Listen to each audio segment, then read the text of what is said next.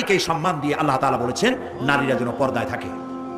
কুল লিল মুমিনাতি ইয়াগদুদনা মিন আবসারিহিন, মেয়ে লোকদেরকে বলা হয়েছে মুমিনা নারী তোমরা তোমাদের চক্ষুকে পর পুরুষ থেকে নিম্নগামী করে রাখো। ওয়া ইয়াহফাজনা ফুরুজাহুন্না, আর তোমাদের যৌনাঙ্গ সমূহ এগুলিকে তোমরা হেফাজতে রাখো, এগুলি লজ্জাস্থান সমূহ হেফাজতে রাখো, যা মানুষকে দেখিও না। ওয়াকারনা ফি বুয়ুতিকুন্না ওয়ালা তাবাররাজনা তাবাররুজাল জাহিলিয়াতিল উলা, আর তোমরা তোমাদের ঘরের মধ্যে থাকো ওই জাহিলিয়াতের যুগে যে ধরনের সাজসজ্জা করে রাস্তায় বেরোতো, ঠাক ঠামক করতো, রূপচর্চা করতো মানুষের সামনে, পরপুরুষের সামনে, জাহিলি যুগের মতো তোমরা বেরিও না। কে বলতেছেন?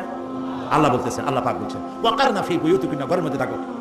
এই ঘরের মধ্যে থাকার অর্থ কিন্তু এই নয় যে ঘরের মধ্যে পড়ে থাকো, লেখাপড়া করো না, চাকরি বাকরি করো না, এটা কিন্তু নয়।